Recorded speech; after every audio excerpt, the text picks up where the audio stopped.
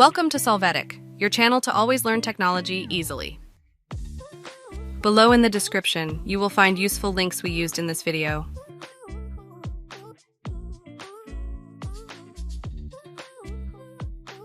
Today in Solvetic, we will see how to enable 2FA FORTNITE laptop.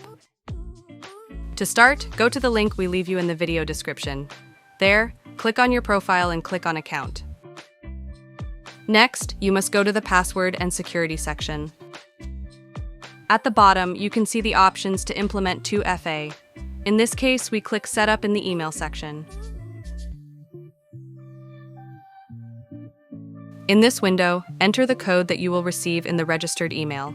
When doing so, click on Enable Email Authentication.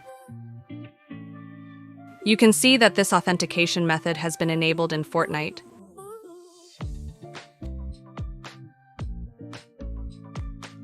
Hey, remember to subscribe Solvetic channel.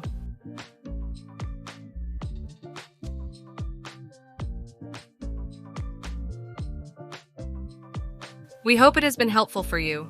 Here are links to watch more videos of your interest and subscribe to the Solvetic channel. Thank you.